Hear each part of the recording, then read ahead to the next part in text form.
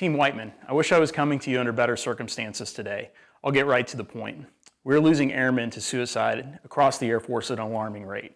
General Goldfein and Chief Wright have directed a tactical pause to look at the causes and reinforce the concept that this is a long fight against an insidious adversary. It's an adversary that's deadly to our airmen as any other adversary that we face in the world today.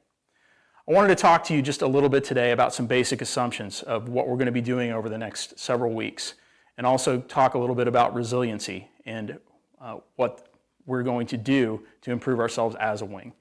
First of all, starting off with some basic assumptions and where I'm at on this issue. People are the heart of the mission. You hear that all the time, but it's true. And that's something that we have to understand. We have the most technological bomber sitting on our ramp in the entire world, capable of doing amazing things. But without airmen to actually go out there, take care of that bomber, support airmen behind the scenes, making everything else happen, and our aviators that fly it, that bomber is simply going to sit on that ramp and do nothing. You are the heart and the core of the mission. The reality, though, is that with people being the core of the mission, people are also the most complex part of the mission. We all come from different backgrounds. We all have different sets of problems. We all have strengths and weaknesses, myself included. And those strengths, weaknesses are what make us human beings, or what make us unique, and what make us powerful. But in many cases, as we're starting to see in the Air Force right now with the trends in suicide, a lot of times people are overwhelmed and are not able to bring their life into balance and unfortunately make that choice.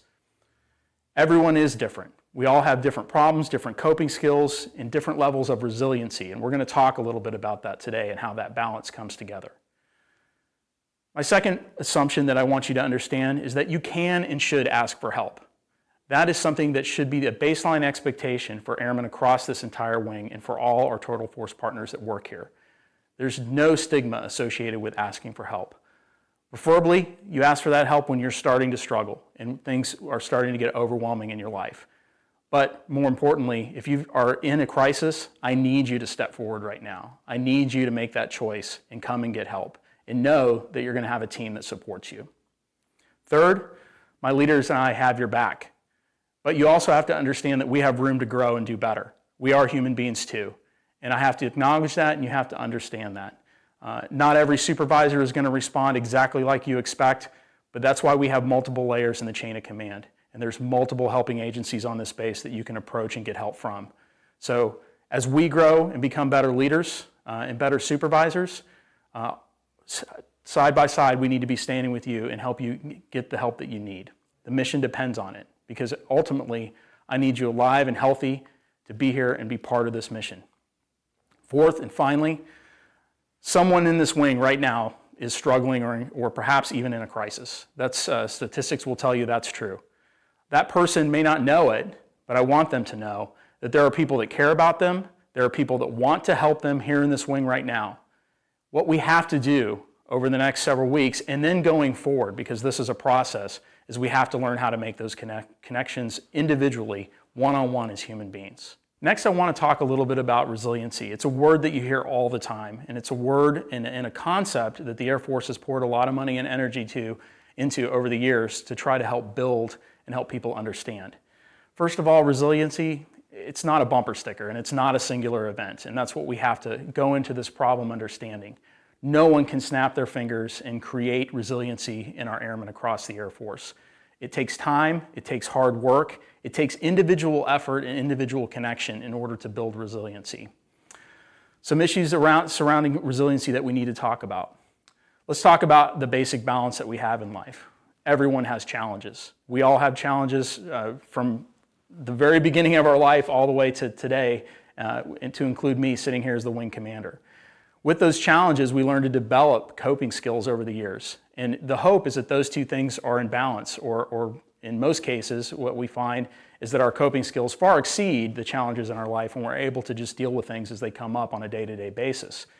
But I'm here to tell you that life is not always in balance, and there are times as individuals where our challenges exceed our coping skills, and we don't have the ability to actually deal with those things in a healthy manner. And that's where unhealthy behaviors come in, that's where mental crisis comes in, and ultimately, that's what drives, unfortunately, some of our airmen down the path towards suicide.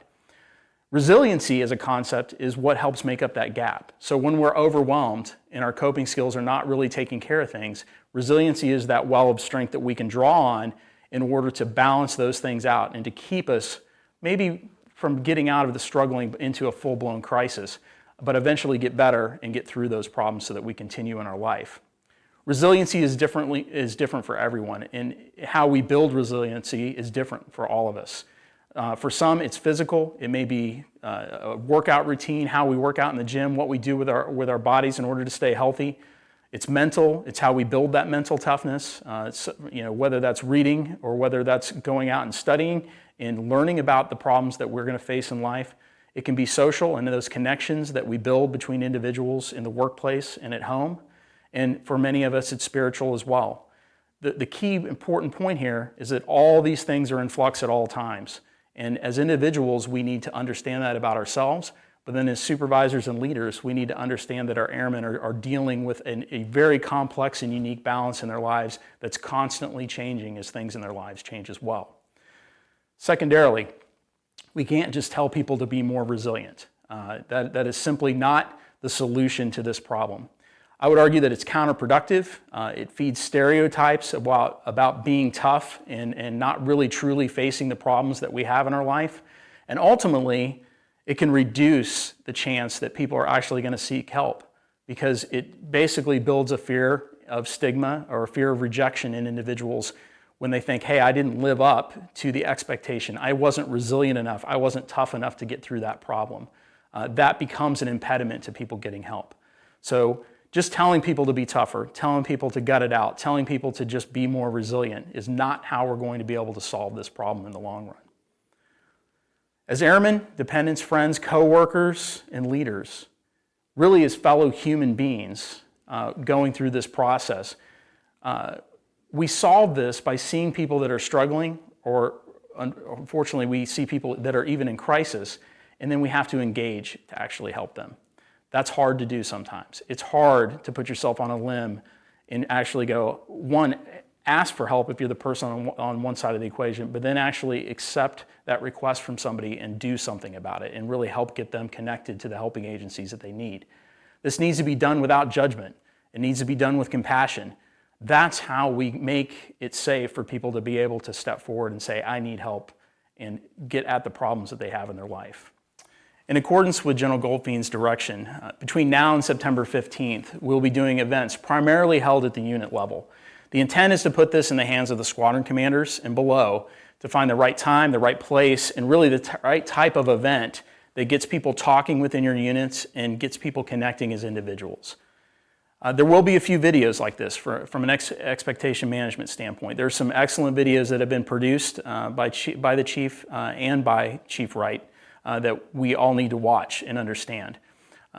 We're also going to have some small group settings where we are going to be soliciting feedbacks on the problem. And really what we want to do is capture your thoughts as individuals on possible solutions. That can be solutions to the broader problem of crisis and suicide in our Air Force, but it also can be solutions to how we can work on resiliency and how we can do things better as a wing in order to connect with people on this issue.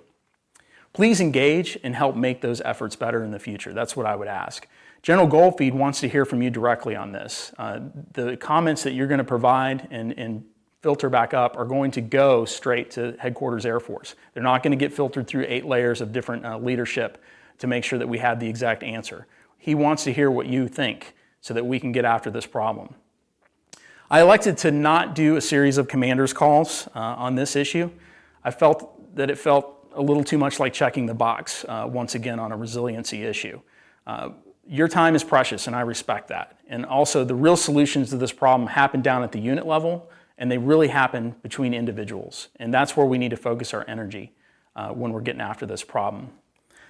You know, to conclude, I imagine all of you standing in front of me as if we were having a commander's call right now.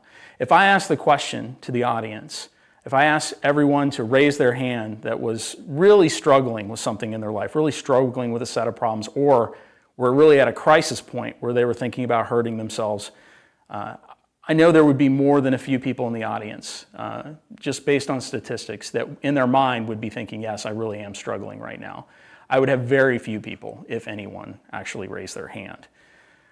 What I need to do and what I need you to be able to do as a wing as we go forward to really get after this problem is I need you to feel confident that you can raise your hand, that you can tell me that you need help so that we can connect you with the right people. That's how we get after this problem. I want a wing where putting your hand up is met with support without a hint of stigma or negative consequences for you or your career. More than anything else, more than anything that we do, that's how we're going to save our airmen. Thank you for what you do, Whiteman. And what I need you to think about over the next couple weeks as we work through what we're calling this tactical pause to think about the issue is to really reflect both on yourself and as an individual and then also as a leader and supervisor of how you're connecting with people and how are you getting after this problem at the individual level. That's how ultimately we're going to be able to make real headway against the problem of suicide.